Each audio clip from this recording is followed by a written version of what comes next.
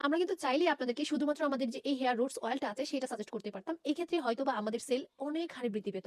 কিন্তু আমরা সেটা করি না। কারণ হচ্ছে আমরা হয়তোবা যে অয়েলটা সাজেস্ট করছি সেটা আপনার চুলের জন্য অনেক উপকারী। কিন্তু দিন শেষে আপনারা হেয়ার অয়েল ইউজ করার পর যে শ্যাম্পুটা ইউজ করবেন সেটা আদৌ কেমিক্যাল ফ্রি তো? বা সেটা আবার দেখা যায় কি এসএলএস দিয়ে তৈরি বা রেডিমেড শ্যাম্পু বেস দিয়ে তৈরি শ্যাম্পু। সেটা ইউজ করলে কি আপনি বেটার রেজাল্ট পাবেন আশা করেন? সে আশা করাটা বোকামি না? বলেন? তাই ওই সকল চিন্তাভাবনা থেকে আমরা যেমন আমাদের হেয়ার অয়েলটা বেস্ট অ্যাডভান্স ফর্মুলায় তৈরি করেছি, ঠিক ঐরকম আমাদের একটা হেয়ার শ্যাম্পু মানে হেয়ার রুটস শ্যাম্পু সেটা লঞ্চ করেছি, যেটা সম্পূর্ণ sulphate chemical free, paraben free, একদম ন্যাচারাল ওয়েতে তৈরি করা হয়েছে এবং এটা সম্পূর্ণ মাইল্ড একটা শ্যাম্পু। আর এটা শুধুমাত্র একটা শ্যাম্পু না, এতে কিন্তু অসংখ্য ভেষজ উপাদানের নির্যাস রয়েছে। ফলে এইটা যেমন আপনার চুলটাকে ডিপ ক্লিন করবে এবং চুলটাকে পুষ্টি গ্রহণে প্রস্তুত করবে। পাশাপাশি চুল পড়া নিয়ন্ত্রণ করবে, চুলকে অনেক বেশি সিল্কি করবে। আর সেই চিন্তা ভাবনা থেকে কিন্তু আমরা কম্বোটা সাজিয়েছি যেন আপনার এ টু জেড সলিউশন হয়।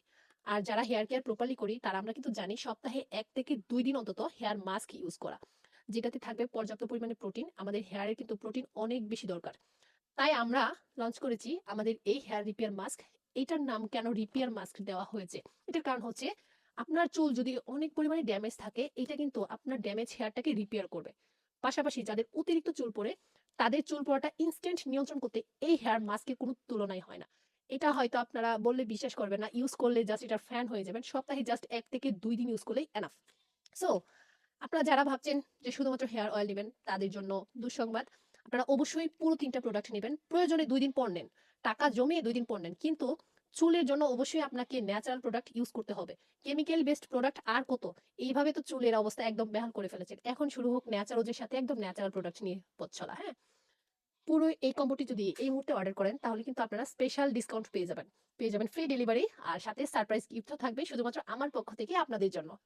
আর এই কম্বোটি দেখে নেন।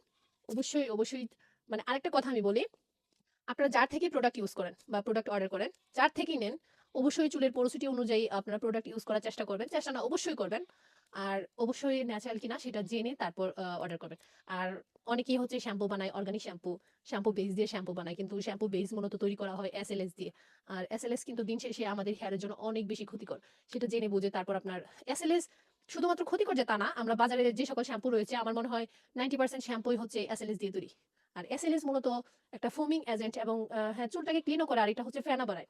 কিন্তু আমরা কিন্তু এই শ্যাম্পুতে সেটা দেই না। তবে আমাদের শ্যাম্পুতে যে ফেনা হয় না বিষয়টা ওইরকম না। এটাতেও যথেষ্ট ফেনা হয়। কিন্তু অতিরিক্ত আমরা করতে গিয়ে কেমিক্যাল ইউজ করি না। এটাই হচ্ছে আমাদের কি বলবো নেগেটিভ পয়েন্ট ধরতে পারেন। তো সবাই ভালো থাকবেন, সুস্থ থাকবেন। আল্লাহ হাফেজ।